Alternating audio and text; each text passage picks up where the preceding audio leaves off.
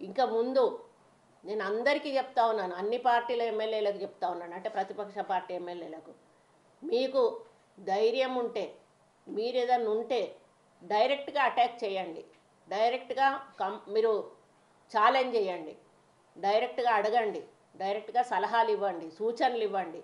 అంతేగాని మరి ఎక్కడో దాచుకొని మాట్లాడి మళ్ళీ మేము ఏదన్నా రండి అబ్బా ఛాలెంజ్ కంటే ఎవడు ముందుకు రాడు. మరి ఈరోజు కేసీఆర్ మైక్ పట్టుకున్నాడంటే అసలు ఇక ఆయన మొత్తం ప్రపంచంలోని ఇక నేనే గొప్ప స్పీకర్ని, నేనే ఒక గొప్ప విమర్శకుడిని, నేనే ఒక గొప్ప ప్రతిపక్ష నాయకుడు. అసలు ప్రతిపక్ష నాయకుడు ఎట్లయితావు ఒకసారి చెప్పు. మీ అయ్య మాట్లాడాలి, నువ్వెవరు మాట్లాడటానికి? నువ్వు ఒక పార్టీ తరఫున మాట్లాడుతున్నావు కావచ్చు, కానీ ప్రభుత్వం గురించి మాట్లాడాలంటే మీ అయ్య మాట్లాడాలి. మీ అయ్య ఎందుకు వస్తలేడు? మీ అయ్యను మొదలు అసెంబ్లీలోకి రప్పించి ఆయన ద్వారా ప్రభుత్వాన్ని ప్రశ్నించేటట్టు ముందు చెయ్యండి.